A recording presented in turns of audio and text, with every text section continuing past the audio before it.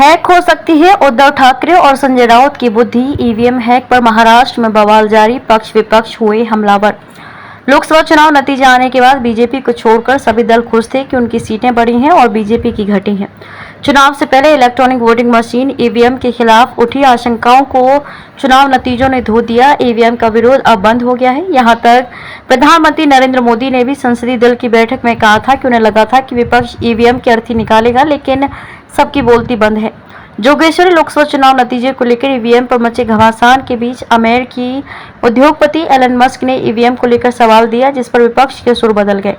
चुनाव निष्पक्ष होते तो बीजेपी 40 सीटों पर सिमट जाती। आदित्य ठाकरे। उद्धव सेना के युवा नेता आदित्य ठाकरे ने दावा किया कि यदि लोकसभा चुनाव स्वतंत्र एवं निष्पक्ष तरीके से कराए जाते तो बीजेपी 240 नहीं बल्कि 40 सीटों तक सिमट गई होती। मुंबई उत्तर पश्चिम लोकसभा सीट के परिणाम को धोखाधड़ी करार देते हुए आदित्य ने दावा किया कि सरकारी मशीनरी का दुरुपयोग करके हमारी जीत छीन ली गई। उनकी पार्टी उत्तर पश्चिम मुंबई सीट के चुनाव परिणाम को चुनौती देने वाली याचिका के साथ अदालत का रुख करेगी। गौरतलब है कि उत्तर पश्चिम मुंबई लोकसभा चुनाव क्षेत्र से शिंदे सेना के रविंद्र वायकर ने उद्धव सेना के उम्मीदवार अमोल कीर्तिकर को मात्र 48 मतों के अंतर से पराजित कर दिया।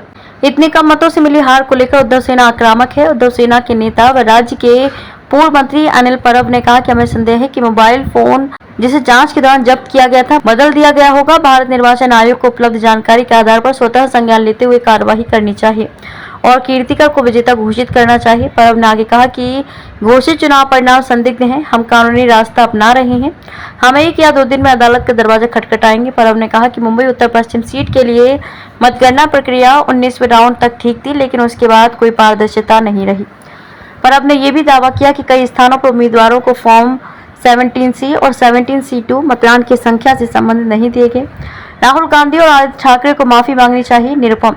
ईवीएम को लेकर शिंदे सेना के नेता व पूर्व सांसद संजय निरुपम ने कांग्रेस सांसद राहुल गांधी और उद्धव सेना के आदित्य ठाकरे पर हमला बोला। उन्होंने कहा कि ईवीएम पर एक समाचार पत्र की खबर के आधार पर गलत जानकारी फैलाने के लिए माफी मांगनी चाहिए।